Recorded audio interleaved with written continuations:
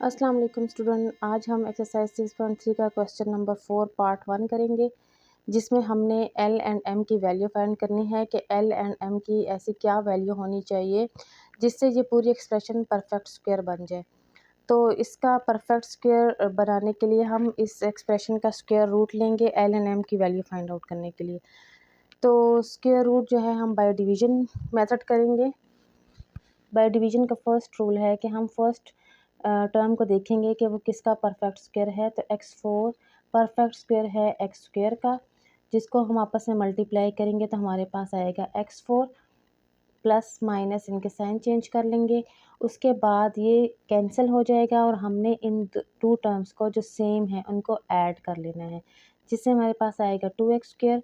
उसके बाद यहाँ से हमने टू टर्म्स नीचे ले आएंगे इस तरीके से।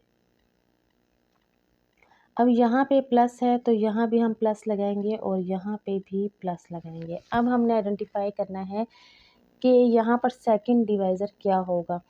तो उसके आइडेंटिफिकेशन के लिए हम इन दोनों फर्स्ट टर्म को देखेंगे।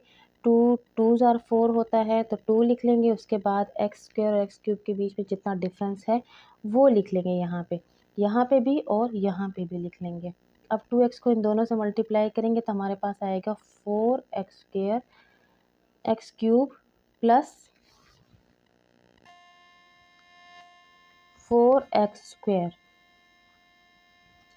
अब हम इनके साइन चेंज कर लेंगे इस तरीके से, ये कैंसिल आउट हो जाएंगे और यहाँ पर हमारे पास 16 - 4 से आता है 12x²। अब यहाँ पर प्लस 12x² है। यहाँ हमने जो सेम टर्म है 2x और 2x उनको ऐड कर लेंगे। यहाँ पर प्लस है, यहाँ भी प्लस लगा लेते हैं, यहाँ भी प्लस लगा लेते हैं। अब हमने जो रिमेनिंग टू टर्म्स हैं ऊपर उनको भी नीचे ले आएंगे और यहाँ पर 3 टर्म्स हो जाएंगे और यहाँ पर भी 3 डिवाइज़र होने चाहिए। तो उस डिवाइज़र के लिए हम देखेंगे कि 2 6 और 12 होता है, यहाँ हम लिखेंगे 6। उसके बाद यहाँ देखेंगे इनके पावर्स के डिफरेंस को, तो पावर में बिल्कुल भी डिफरेंस नहीं है, एग्जैक्टली सेम है x² तो यहाँ पर भी हम 6 लिख के इस 6 के साथ इन तीनों टर्म्स को मल्टीप्लाई करेंगे तो हमारे पास आएगा 12x² प्लस 24x प्लस 6 6 ज़ा 36 और फिर जो है इनके हम साइन चेंज कर लेंगे इस तरीके से, ये टर्म कैंसिल आउट हो जाएगा। अब हमने इनको एल एंड एम के लिए सॉल्व करना है। तो पहले एल की तरफ देखेंगे। यहाँ पर L X -24 x is equal to 0। यहाँ हमने x कॉमन कर लेना है तो हमारे पास अंदर रह जाएगा l - 24 is equal to 0। l - 24 is equal to 0 by x, जिसका मतलब है l - 24 is equal to 0। l is equal to 0 plus 24, जिसका मतलब है 24। हमारे पास x की वैल्यू आ गई है। अब हम सॉल्व करेंगे m के लिए। तो m के लिए हम लिखेंगे plus m - 36 is equal to 0। m is equal to 0 plus 36 which is equal to 36। तो m की वैल्यू भी आ चुकी है। इसका मतलब ये हुआ कि l की वैल्यू जब 24 होगी और m की 36 होगी तो हमारे पास ये पूरी एक्सप्रेशन परफेक्ट स्क्वायर हो सकती है। इसके पार्ट 2 की तरफ चलते हैं। तो इसके पार्ट 2 में भी हमने l एंड m की वैल्यू फाइंड आउट करनी है कि इसका ये पूरी एक्सप्रेशन हमारे पास परफेक्ट स्क्वायर बन जाए। तो हम by division square root find out करेंगे। तो सबसे पहले हम देखेंगे कि 49 जो है वो 7 का परफेक्ट स्क्वायर है और x4 जो है वो x² का है। तो यहाँ हम लिखेंगे 7x²। इनको आपस में मल्टीप्लाई कर लेंगे तो 49 x4 आ जाएगा। फिर इनके हम साइन चेंज करेंगे तो इनकी कैंसिलेशन हो जाएगी। आफ्टर कैंसिलेशन हमने इन दो टर्म्स जो है इनको ऐड अप कर लेना है तो ये आ जाएगा 14x²। उसके बाद ये जो टू टर्म्स हैं ये नीचे आ जाएंगे तो 70x³ प्लस 109x² आ जाएगा। अब यहाँ माइनस है तो यहाँ भी हम माइनस लगा लेते हैं और यहाँ भी माइनस। अब हमने डिसाइड ये करना है कि हम 14 को ऐसे किस नंबर से मल्टीप्लाई करके 70 आ जाए और उसके बाद जो की पावर्स हैं दोनों की, उनमें जितना डिफरेंस है वो हम लिखेंगे। तो 14 5s आर हमारे पास 70 होता है और इनके जो डिफरेंस है वो हमारे पास जस्ट x का आ रहा है। तो यहाँ -5x लिखेंगे और यहाँ पर भी हम -5x लिखेंगे। अच्छा, अब हम -5x को इन टू टर्म से मल्टीप्लाई करेंगे, जिससे हमारे पास आता है -70 x³ और minus minus plus 25 x²। Again हम इनके साइन चेंज करेंगे, ये टू टर्म्स तो कैंसिल आउट हो जाएंगे और यहाँ पर हमारे पास आएगा 9 - 5 से हमारे पास 4 आएगा और 10 - 2 से 84 आ जाएगा x²। अब हम यहाँ पर जो सेम टर्म हमने लिए थे उनको ऐड कर लेना है। 5 और 5 इससे आता है -10x। यहाँ प्लस है, यहाँ भी प्लस लगा लेते हैं और यहाँ पर भी प्लस लगा लेते हैं और ये जो टू टर्म्स हैं इनको हम नीचे ले आते हैं, LX - M। अब हम फर्स्ट वन यहाँ पे और इस फर्स्ट वन को देखेंगे और देखेंगे कि इनके पावर्स जो है वो बिल्कुल सेम है, x² है। अब हमने सिर्फ ये देखना है कि 14 कितने ज़ार 84 होता है। तो 14 6 ज़ार 84 होता है, यहाँ भी 6 लिखते हैं और यहाँ पर भी 6 लिख लेते हैं। अब 6 को इन थ्री टर्म से मल्टीप्लाई करके देखते हैं क्या आता है। 84 x² plus minus minus 60x plus 36। अब हम देखेंगे तो ये वाला टर्म तो कैंसिल आउट हो जाएगा, इनके हम साइन चेंज कर लेते हैं। अब हम इनको सॉल्व करेंगे और देखेंगे कि इनसे जो है हमारे पास L एंड M की वैल्यू क्या आती है। तो यहाँ हम क्वेश्चन को कुछ इस तरह लिख लेते हैं, फिर यहाँ x कॉमन करेंगे तो L + 60 = 0।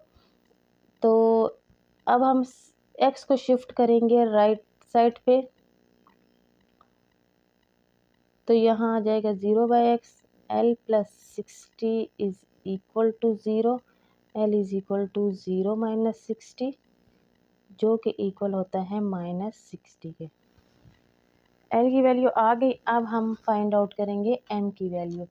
तो यहाँ सबसे पहले तो हमने -m कॉमन कर लेना है, m + 36 = 0 हो जाएगा। m + 36 ये माइनस वहाँ शिफ्ट होगा तो 0 हो जाएगा और m = 0 - 36 जो कि इक्वल है -36।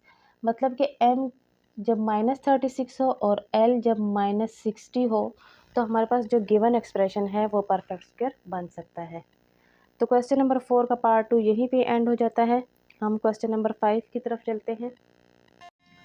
क्वेश्चन नंबर 5 जो है उसमें हमें ये एक्सप्रेशन दी हुई है इस तरीके से और हमें कहा हुआ है कि इस एक्सप्रेशन को परफेक्ट स्क्वायर बनाने के लिए इसमें से क्या सब्ट्रैक्ट करना चाहिए, क्या इसका ऐड करना चाहिए और क्या x की वैल्यू होनी चाहिए।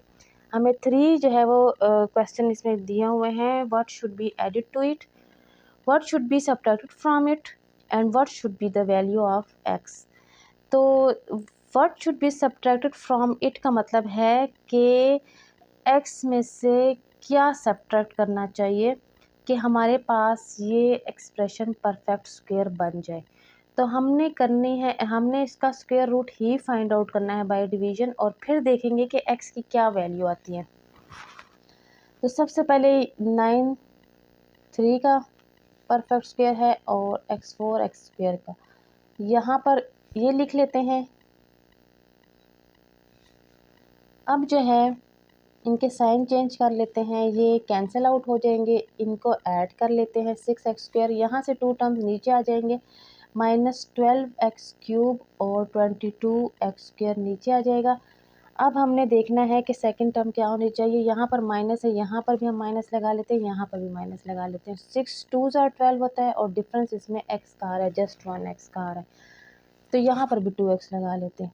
अब इस 2x को इन दोनों से मल्टीप्लाई करेंगे तो -12x³ minus minus plus, 2 * 4 x square आ जाएगा। इनके भी साइन चेंज कर लेते हैं, जिसकी वजह से ये 2 टर्म्स कैंसिल आउट हो जाएंगे और हमारे पास यहाँ आ जाता है 18 x square plus 18 x square. अब वो टर्म्स भी नीचे आ जाएंगे, -13x + 12। अब यहाँ पर हम देखेंगे कि ये जो सेम टर्म थी इसको हम ऐड कर लेंगे, जिससे आता है हमारे पास -4x। अच्छा, अब हम यहाँ पर प्लस है तो यहाँ पे भी प्लस लगा लेते हैं, यहाँ पर भी प्लस लगा लेते हैं। अब देखना है कि 6 कितने ज़ार 18 होता है, 3 ज़ार। दूसरे एक्स स्क्वेयर और एक्स स्क्वेयर बिल्कुल सेम है, मतलब कि यहाँ पर एक्स की कोई भी पावर नहीं आएगी, जस्ट 3 से मल्टीप्लाई करेंगे, वो यहाँ पर भी लिख लेंगे। अब 3 को इन तीनों डिवाइज़र से मल्टीप्लाई करेंगे तो 6 3 ज़ार 18 एक्स स्क्वेयर, यहाँ आएगा -12x और 3 3 ज़ार 9। अब हम इनके साइन चेंज कर लेते हैं, तो यहाँ हमारे पास आता है x + 3। यहाँ पर हमारे पास x + 3 आया है, जिससे ये ज़ाहिर होता है कि x + 3 = 0, तो हमारे पास x की वैल्यू तो आ गई। अब सबसे पहले हम इसको x के लिए सॉल्व करेंगे। सबसे पहले हमने x की वैल्यू फाइंड करनी है। -x + 3 = 0, तो -x = 0 - 3, इससे आता है हमारे पास -3, माइनस माइनस कैंसिल आउट हो जाते हैं, जिसका मतलब ये हुआ कि x = 3। x की वैल्यू तो 3 आ गई है। अब हमने ये देखना है कि इस एक्सप्रेशन के साथ ये जो हमारे पास आई है -x + 3, जो लीनियर एक्सप्रेशन आई है, इसमें हमने क्या ऐड करना है ताकि रिमाइंडर 0 हो जाए। रिमाइंडर 0 होगा तो तभी हम कह सकते हैं कि कोई एक्सप्रेशन परफेक्ट स्क्वायर है। तो ये जो एक्सप्रेशन है ये परफेक्ट स्क्वायर कब होगी, मतलब हम इसके साथ ऐसा क्या ऐड करें कि हमारे पास ये एक्सप्रेशन परफेक्ट स्क्वायर बन जाए, मतलब कि रिमाइंडर 0 हो जाए। तो इस पे ही सारा डिपेंड करता है कि इसमें हम क्या ऐड करें और क्या जो है वो सब्ट्रैक्ट करें कि वो एक्सप्रेशन हमारे पास एग्जैक्टली परफेक्ट स्क्वायर बन जाए। अब हमारे पास जो नीचे एक्सप्रेशन रह गई थी वो थी -x + 3। इसके साथ हम ऐसा क्या ऐड करें कि ये 0 हो जाए। तो अब आप देख सकते हैं यहाँ -x है तो यहाँ +x लगाएंगे तो ही जो है इनकी कटिंग होगी। यहाँ +3 है तो यहाँ -3 लगाएंगे, तो आप देख सकते हैं इनको जब हम इनके ब्रैकेट्स ओपन करते हैं तो हमारे पास इस तरीके से आ जाता है और ये सारे टर्म कैंसिल आउट होके = 0 आ जाता है।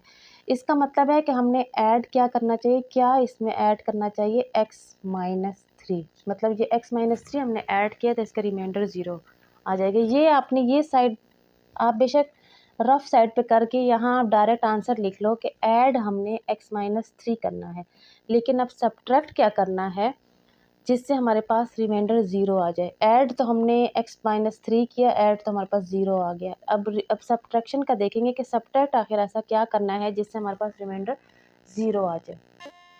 अब सब्ट्रैक्शन का हमें पता है कि हम जब सब्ट्रैक्ट करते हैं तो अंदर के साइन चेंज हो जाते हैं।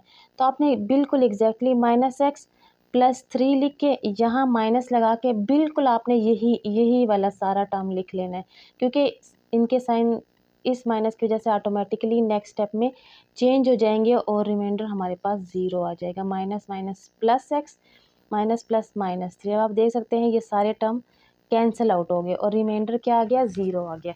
मतलब कि ऐड हमने वही करना है, यहाँ पर ऐड हमने बिल्कुल इसके जो डिफरेंट साइन है, यहाँ पर -x है तो हमने +x लगा लिया, प्लस था तो माइनस लगा लिया, मतलब इसके अपोजिट साइन हमने ऐड करने और एग्जैक्टली वही जो है वो हमने सब्ट्रैक्ट करना है इसमें से, तो ये हमारे पास रिमाइंडर 0 आएगा। आप ये रफ साइड पे करें और यहाँ पर जो है वो जस्ट इसका आंसर लिखें कि सब्ट्रैक्ट हमने करना है -x + 3। ये हम सब्ट्रैक्ट करेंगे तो हमारे पास एक्सप्रेशन परफेक्ट स्क्वायर हो जाएगी और x की वैल्यू हम ऑलरेडी फाइंड आउट कर चुके हैं। तो यही पे क्वेश्चन नंबर 5 एंड हो जाता है। नेक्स्ट चैप्टर हम इंशाल्लाह न्यू वीडियो में करेंगे। तब तक के लिए अल्लाह हाफ़िज़।